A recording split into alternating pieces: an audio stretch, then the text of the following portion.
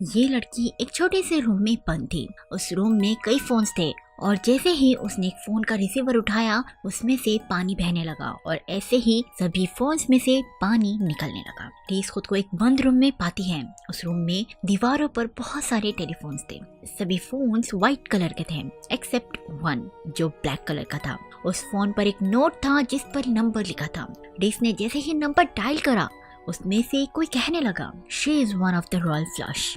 रीस को कुछ समझ नहीं आया तो उसने फोन रख। अचानक सभी फोन्स बजने लगे और उठाने पर सभी फोन्स में से रॉयल फ्लश की आवाज आने लगी। तभी फोन्स में से पानी बहना शुरू हो गया और पूरा रूम पानी से भरने लगा। रीस पैनिक हो रही थी। उसे समझ नहीं आ रहा था क्या हो रहा है। फिर उसके दिमाग में एक बात आई कि हो सकता है कि रॉयल फ्लश कोई क्लू हो। तभी उसने ऊपर देखा। ऊपर टॉयलेट सीट थी।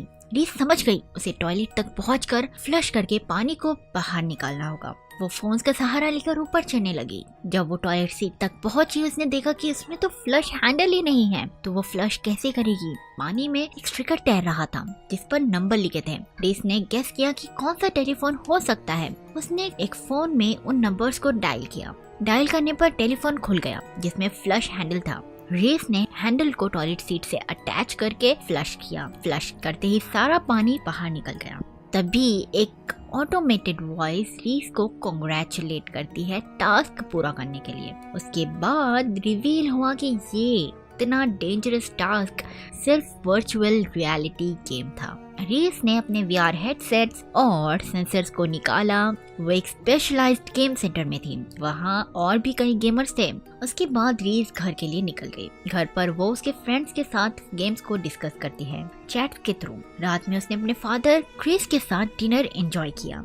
क्रिस उसके दिन के बारे में पूछते हैं। फिर दोनों रीस की मॉम को याद करते हैं जो इस दुनिया में नहीं थी। अचानक लाइट्स फ्लिकर करने लगी और पूरे सिटी में शॉर्ट सर्किट हो गया और इलेक्ट्रॉनिक डिवाइसेस में अचानक आग लग गई। सारा कम्युनिकेशन सिस्टम भी खराब हो गया। यहाँ तक कि रीस के कंप्यूटर में भी आग लग गई। फॉर्चुनेटली वो आग फैलने से पहले उसे बुझा देती है। तभी क्रिस लिविंग रूम में आया और रीस से मजाक में कहने लगा कि शायद ये शॉर्ट सर्किट अच्छे के लिए हुआ है। एटलीस्ट अब तो उसे वर्चुअल रियलिटी से थोड़ा ब्रेक मिलेगा। पर रीस परेशान थी कि इंटरनेट नहीं है और वो ये भी नहीं पता लगा सकती थी कि आखिर सिटी में हो क्या रहा है। तभी उसे याद आया कि उसके ग्रैंडफादर फ्रैंक के पास एक बुक थी बैटरीज और पावर लाइन के बारे में। शायद उसे रीस को कोई हेल्प मिले। बट क्रिस कहता है कि इस ख्याल को अपने दिमाग में भी ना लाए क्योंकि उसे पता है ना कि दादा फ्रैंक एक संकी इंसान है जो अपनी अच्छी भली जिंदगी छोड़कर हमेशा के लिए पहाड़ों में रहने चले गए और हमेशा से ही एक अनजान डिजास्टर के लिए खुद को प्रिपेयर कर रहे हैं जो कभी आया है और ना आएगा। फिर वो दोनों पुरानी फोटोज और वीडियोस देखने लगे अपने आईपैड पर जो मिरेकली चल रहा था और देखते देखते ही सो गए। आधी रात में रीस की नींद खुली एक अनजान रोशनी की वजह से जो खिड़की के बाहर से आ रही थी। वे एक लैंप लेकर बाहर गई। उसके ग्रैंडफादर फ्रैंक के वर्कशॉप में गई वही बुक ढूंढने। उसे एक बुक मिली जिस पर लिखा था रेडियो फ्लैश जिसमें नॉर्थ अमेरिका के ब्लैकआउट के बारे में लिखा था। उसे समझ आया कि रेडियो फ्लैश नाम इलेक्ट्रोमैग्नेटिक पल्स ईएमपी को रिफर कर रहा था। रीस ने अपने ग्रैंडफादर के रेडियो को ठीक करने का डिसाइड किया जो सालों से धूल खा रहा था। वो तुरंत उसे ठीक कर देती है और सिग्नल भेजती है। रीस को पूरी उम्मीद थी कि कुछ तो मदद मिल जाए अपने ग्रैंडफादर से। तभी हम फ्रैंक को देखते हैं जो एक रेडियो स्टेशन में थे और रेडियो पर कई मैसेजेस सुन रहे थे जो इलेक्ट्रिसिटी जाने पर उसे मिल रहे थे। इतने सारे सिग्नल्स में से एक सिग्नल ने उसका ध्यान अपनी तरफ खींचा। ये सिग्नल उसी के इक्विपमेंट से आ रहा था। उसने खुशी खुशी रीस से बात की। रीस ने पूछा कि ये इलेक्ट्रिसिटी आउटरीच रेडियो फ्लैश तो नहीं है, जिस पर फ्रैंक ने हाँ कहा। फ्रैंक कहते हैं कि क्रिस से इस बारे में बात करें। रीस ने कहा कि वो सोए है, जिस पर फ्रैंक ने कहा कि रीस से कहो कि कल सुबह मुझसे बात करे। वो रीस को इंसिस्ट करते हैं कि क्रिस के साथ वो जगह छोड़ दे और उनके पास आ जाए। फ्रैंक ने रीस को बताया कि मैप रूट और रेडियो को कहाँ ढूंढना है। रेडियो सिर्फ 5 मील के अंदर ही चल सकता है और वही उन्हें उन तक पहुंचाने में मदद करेगा। बट उसे चार्ज करने की जरूरत पड़ती है जनरेटर से जो वर्कशॉप में ही मिल जाएगा। रीस को एहसास हुआ कि उसके ग्रैंडफादर ने तो सब कुछ पहले पहले से ही प्रिपेयर करके रखा था। उसकी कोई तो वजह होगी, क्योंकि वो जानते थे कोई डिजास्टर जरूर आने वाला है। रीस फ्रैंक से पूछती है कि क्या उसे डरना चाहिए, जिस पर फ्रैंक ने कहा नहीं, क्योंकि सब ठीक हो जाएगा, उनके पास प्लान है। अपनी पोती से बात करने के बाद फ्रैंक एक अबैंडन्ड स्टोर में गए और वहाँ से कई सारी मेडिसिन उठा ली। तभी अचानक कुछ लुटेरे स्टोर में घुस गए जो इलीगल चीजें लेने आए थे। उन्होंने वो लिया और चले गए, लेकिन फ्रैंक ने मेडिसिन के लिए पे किया। ऑल्दो काउंटर खाली था, इनफैक्ट पूरा स्टोर ही खाली था। फिर वो पहाड़ों में अपने कैबिन में चले गए। सुबह उठते ही रीस ने सबसे पहले क्रिस को सब बताया, जो भी बातें उसके और फ्रैंक के बीच में हुई थी। वो क्रिस से कहती है कि उन्हें जल्द से जल्द फ्रैंक के पास जाना होगा और उन्हें रेडियो फ्लैश की बुक दिखानी होगी, पर क्रिस जाने से मना कर देता है और कहता है कि फ्रैंक पागल हो चुका है। रीस जिद कर रही थी एक बार फ्रैंक से बात कर ले, जिस पर क्रिस मान जाता है। रेडियोस कनेक्ट होते हैं। क्रिस ने रीस से बाहर जाकर वेट करने के लिए कहा, क्योंकि उसे फ्रैंक से अकेले में बात करनी थी। रीस के बाहर जाने के बाद फ्रैंक ने क्रिस को सारी सच्चाई बताई कि ईएमपी की वजह से यूएस के पूरे वेस्टर्न पार्ट में इलेक्ट्रिसिटी चली गई है और ब्लैकआउट हो गया है। वो उसे आगे आने वाले खतरों के बारे में चेतावनी देते हैं, जो इलेक्ट्रिसिटी जाने की वजह से उन्हें फेस करना होगा। इसीलिए वो चाहते हैं कि वो दोनों जल्द से जल्द उनके पास आ जाएं माउंटेन्स में, क्योंकि उनके पास वो हर चीज का इंतजाम है जिसकी उन्हें जरूरत पड़ेगी। आफ्टर ऑल वो कई दिनों से इस वक्त के लिए प्रिपरेशन कर रहे थे। फ्रैंक की बातें सुनने के बाद क्रिस ने अपना मन बदला और फ्रैंक की बातों को सीरियसली लिया। दोनों बाप बेटी जल्द ही पैकिंग शुरू कर देते हैं। वही स्ट्रीट पर पुलिस लोगों को कन्विंस करने में लगी थी कि सब ठीक है और जल्द ही लाइट वापस आ जाएगी। पर सब जानते थे कि ये कोई नॉर्मल ब्लैकआउट नहीं है और उन्हें सबसे बुरे वक्त के लिए भी तैयार रहना होगा। क्रिस और रीस भी अपना सफर शुरू कर चुके थे। वो रास्ते में एक स्टोर पर रुके कुछ सामान लेने के लिए। वहाँ ऑलरेडी बहुत भीड़ थी। सब ज्यादा से ज्यादा सामान लेने की कोशिश कर रहे थे और खाने पीने के लिए लड़ रहे थे। ये देख वो दोनों किसी रिस्क में नहीं पड़े और वहाँ से निकल गए और अपना सफर कंटिन्यू करा। कुछ दूर जाने के बाद उनकी कार ब्रिज पर रुक गई। एक्सीडेंट की वजह से बहुत ट्रैफिक जैम हो गया था और बहुत सी गाड़ियां अटक गई थी। क्रिस और रीस तंग आकर आगे जाकर देखने लगे। आगे एक औरत की लाइफलेस बॉडी पड़ी थी जिसका एक्सीडेंट हुआ था। तभी एक ट्रक वाले बंदे की सटक गई। वो कार को फुल स्पीड में चलाकर उस कार को उड़ा देता है, जिस कार की वजह से रास्ता ब्लॉक हुआ था। उसके ऐसा करते ही सभी उसके पीछे निकलने लग गए और ट्रैफिक हट गया। वो दोनों भी वापस कार में बैठकर आगे बढ़ने लगे। रात में जब रीस की नींद खुली तो उसे एहसास हुआ कि क्रिस ने गलत टर्न ले लिया है। वो एक बहुत इंपॉर्टेंट टर्न मिस कर चुके थे। वो मैप चेक ही कर रहे थे कि तभी सामने से एक ट्रक आ गया। उससे बचने के लिए क्रिस ने कार को दूसरी साइड मोड़ी। कार का बैलेंस बिगड़ गया और वो एक पेड़ से जा टकराई। सुबह जब क्रिस की आंख खुली उसने देखा कि थैंकफुली रीस ठीक है, पर उसके सर में और लेफ्ट हाथ में चोट लग गई थी। पर वो ऐसा बताता है कि सब ठीक है। वो लोग अभी भी 20 मील दूर थे फ्रैंक के घर से। कार अब चलने की हालत में नहीं थी। उन्होंने अपना जरूरी सामान उठा लिया और पैदल ही चलने का डिसाइड। वो नदी के किनारे के सहारे से आगे बढ़ने लगे। एक वाटरफॉल देखकर वो थोड़ा रुके। क्रिस की कंडीशन खराब हो रही थी। उसे हार्डली चला जा रहा था। बहुत जोर देने पर उसने रीस को अपने घाव दिखाए। उसे फसलियों के पास चोट लगी थी और हाथ भी जख्मी था। वो थोड़ी हिम्मत करके उठता है और वो लोग आगे बढ़ते हैं। पर कुछ ही कदम चलने के बाद क्रिस बेहोश हो गया। अपने पिता को ऐसे देखकर रीस बहुत घबरा गई और मदद ढूंढने के लिए निकल गई। उसे पास में खेत नजर आया और वहाँ घर भी था। उसमें एक ग्लेन नाम का आदमी था जिसे वो सब कुछ बताती है। ग्लेन एक अच्छा इंसान था। वो मदद करने के लिए तैयार हो गया। उसने क्रिस को घर लाया और उसे फर्स्ट एड भी की। ग्लेन ने रीस को बताया अपनी कंडीशन के बारे में और इस डिजास्टर के बारे में अपनी राय भी दी और बताया कि कैसे इस चक्कर में उसकी वाइफ जो कंट्री के दूसरी साइड रिलेटिव्स के वहाँ फंस गई है। बाद में रीस पानी लेने के लिए बाहर गई, लेकिन जब वो घर वापस आई उसे एक खौफनाक खबर मिली। उसके पिता क्रिस अब इस दुनिया में नहीं रहे। क्रिस ने अचानक सांस लेना बंद कर दिया था। उसी रात क्रिस ने ग्लेन की मदद से अपने पिता को आखिरी गुड बाय कहा और उन्हें जमीन में दफना दिया। फिर ग्लेन अपनी वैन में क्रिस को लेकर निकल गए, उसे उसके ग्रैंडफादर के पास छोड़ने।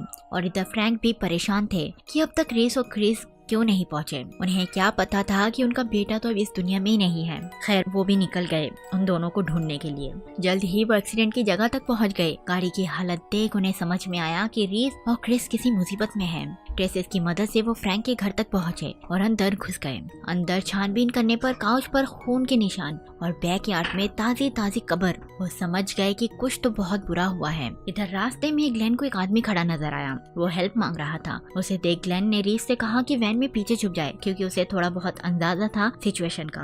अनफॉर्चुनेटली उसका अंदाजा सही भी निकला। वो आदमी के पास गन थी। वो आदमी वैन को देखता है और फ्यूल चेक करने के बाद ग्लेन को बाहर निकलने का कहता है। ग्लेन ने ऐसा ही किया। किया, पर फिर भी उसने ग्लेन को गोली मार दी। उसने ग्लेन की वैन को चुरा लिया। रीस भी पीछे वैन में छुपी थी। वो बहुत डर गई थी, चुप रहने में ही उसकी भलाई थी। वो आदमी वैन को एक अबैंडन गैस स्टेशन ले गया जहाँ बहुत सारी गाड़ियाँ खड़ी थी। वो आदमी गैस स्टेशन में चला गया फ्यूल चुराने, पर अचानक एक हंटर ने उसे गोली मार दी और उसकी मौत हो गई। वो हंटर उस आदमी की बॉडी को खींचकर गाड़ी में ले जाने लगा। रीस को लगा कि यही सही मौका है। वो भागने लगी, पर ज्यादा दूर नहीं, क्योंकि वही हंटर उसे पकड़ लेता है। रीस की जब आँख खुली, उसने खुद को एक अनजान घर में पाया और सामने एक बूढ़ी अम्मा बैठी थी जो अपने आप को माँ बुला रही थी। माँ ने रीस पर घुसपैठिया होने का इल्जाम लगाया। फिर उसने रीस से कहा कि रात में वो डिनर उन्हीं के साथ करेगी। वहीं दूसरी तरफ रास्ते में फ्रैंक को ग्लेन की बॉडी दिखी। फ्रैंक ने ग्लेन को तुरंत पहचान लिया क्योंकि उन्होंने घर में उसके फोटोज देखे थे। वो बिना देरी किए रीस को फिर से ढूंढने लगे। वो जान गए थे कि रीस डेंजर में है। डिनर पर माँ ने रीस को अपने बेटे बिल द हंटर और ग्रैंडसन क्विन से मिलवाया। फिर माँ रीस को खाने के लिए कच्चा मीट देती है। रीस माँ को समझाने की कोशिश कर रही थी कि पावर चली गई है और उसे जल्द से जल्द अपने ग्रैंडफादर के पास पहुंचना होगा, जिस पर माँ ने कहा कि जंगल बहुत डेंजर है और आज रात वो उन्हीं के साथ रुक जाए।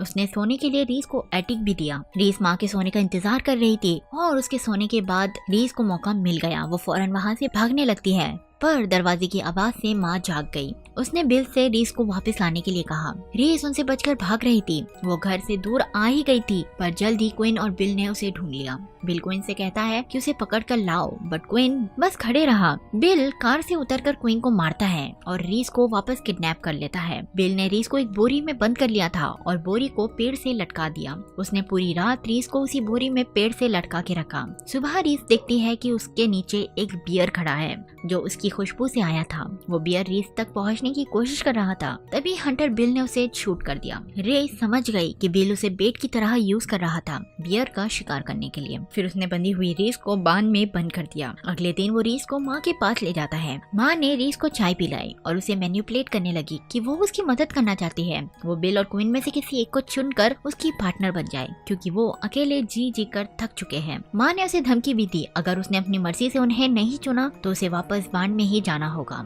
रीस ने गुस्से में कहा कि मुझे वापस जाना मंजूर है। उसके बाद हम रीस को फिर से उसी बांध में बंधा हुआ देखते हैं। तभी क्वीन दरवाजे के नीचे से एक एप्पल और रीस का बैकपैक उसे दे देता है। रीस उसे रोकने की कोशिश करती है, बट वो भाग गया। रीस ने बैग से रेडियो निकाला और उससे फ्रैंक को सिग्नल भेजने की कोशिश की, बट कोई फायदा नहीं हुआ। उसने फिर अपना आईपैड खोला जिसमें सिर्फ 3% चार्जिंग बची थी। उसमें वो अपने पुराने वीडियोस देखने लगी उसके माँ बाप के साथ। जल्दी आईपैड ऑफ हो गया। रीस सोच रही थी कि वो कैसे खुद को यहाँ से बाहर निकाले। उसने शार्प चीज से अपने हाथ की रस्सी खोली, फिर वो लॉक खोलने की कोशिश करने लगी। तभी उसने देखा कि क्वीन अब भी उसे देख रहा है। वो क्वीन से कहती है कि मेरी मदद करो, तुम अच्छे इंसान हो, मैं तुम्हें भी साथ ले जाऊंगी। बट क्वीन बहुत डरा हुआ था। रीस ने क्वीन से कहा कि कीस ला कर दो मुझे, जिस पर वो कहता है कि कीस हमेशा माँ के पास ही रहते हैं। रीस सोचने लगी कि कोई तो दूसरा रास्ता होगा यहाँ से निकलने का। तभी उसने ऊपर देखा जहाँ छत पर लगा लकड़ा काफी सड़ चुका था। उसे देखकर रीस के दिमाग में एक प्लान आया। उसके बाद हम क्वीन को छत पर खड़ा हुआ देखते हैं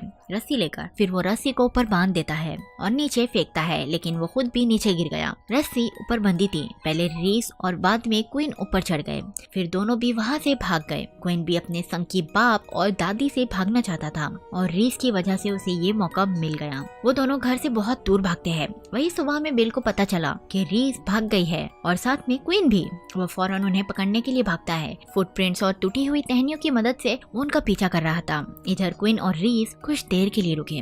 उन्होंने पेड़ से तोड़कर बेरीज खाई। क्वीन को डर लग रहा था कि अब तक उसके फादर को पता चल गया होगा कि वो भाग गए हैं और वो उन्हें ढूंढ रहा होगा। अगर वो पकड़े गए तो बिल पक्का उन्हें मार देगा। उन्हें वापस चले जाना चाहिए या फिर वो उसे जाने दे। पर रीस उसे समझाती है कि वो वापस ना जाए और वो मंजिल से थोड़ी ही दूर है और उसके ग्रैंडफादर सब संभाल लेंगे। वो क्वीन को वापस नहीं जाने देना चाहती थी। तभी उन्हें बिल के कदमों की आवाज आई। वो जल्दी से वहाँ से निकल जाते हैं। भागने के चक्कर में क्वीन खाई में गिरते गिरते बच गया। रीस ने उसे समय रहते पकड़ लिया। उन्हें खाई की दूसरी तरफ जाना था। घिरे हुए पेड़ को ब्रिज बनाकर वो दूसरी तरफ बढ़ने लगे। रीस ने बैलेंस बनाने के लिए अपना बैकपैक निकाला, बट वो पानी में गिर गया। बिल ने भी उन दोनों को ढूंढ लिया। वो उन पर ओपन फायर कर देता है, पर वक्त रहते वो पेड़ के पीछे छुप गए। आगे वो एक नदी क्रॉस कर रहे थे। बिल भी उनके पीछे था। बिल से छुपने के लिए वो दोनों भी पानी के अंदर घुस गए ताकि बिल को चकमा दे सके। बिल उनके पास से गुजरा, लेकिन जैसे ही वो पानी से बाहर आए बिल ने उन्हें देख लिया और उनके पीछे भागने लगा। क्वीन एक पत्थर के पीछे छुप गया और जैसे ही बिल उसके सामने आया उसने अपने फादर पर लकड़ी से हमला किया। बिल के हाथ से गन नीचे गिर गई। रीस ने गन उठा ली और बिल पर फायर कर दी। गोली लगने की वजह से वो मर गया, बट गोली रीस ने नहीं, फ्रैंक ने चलाई थी। फ्रैंक को फाइनली अपनी पोती मिल गई। वो उससे कहते हैं कि सब ठीक है। कुछ दिन बाद हम देखते हैं कि फ्रैंक, रीस और क्वीन कैबिन में बहुत आराम से रह रहे हैं। वो रोज के काम बहुत अच्छे से करते हैं, मिलजुल के। फ्रैंक ने रीस का खोया हुआ बैकपैक ढूंढ निकाला और उसके टेक गैजेट्स भी सुधार लिए। रीस डिजिटल जिंदगी से ज्यादा इस तरह जिंदगी जीने में खुश लग रही थी। एक दिन जब क्वीन आईपैड देख रहा था तभी उसने नोटिस किया कि अचानक एक के पीछे एक नोटिफिकेशंस आ रहे हैं। इसका मतलब ये था कि उनकी पुरानी जिंदगी फिर से शुरू हो जाएगी और ये मूवी यही एंड हो जाती है। खैर, मुझे इस मूवी का मोटिव जरा भी समझ नहीं आया कि आखिर 2 हफ्ते के लिए लाइट जाने में क्या ही भयानक हो सकता है। मेरा इंटरेस्ट तो तभी खत्म हो गया था जब मूवी ने टेलीफोन रूम वाला एंगल लूज किया। मेकर्स अगर वही कंटिन्यू करते तो मूवी ज्यादा इंटरेस्टिंग होती, बट व्हाटएवर। अगर आपके साथ ऐसा हुआ तो आप क्या करोगे, मुझे कमेंट्स में जरूर बताइए। चलिए दोस्तों, मिलती हूँ मैं अपनी अगली वीडियो में। जब तक के लिए goodbye and please make sure to subscribe my channel.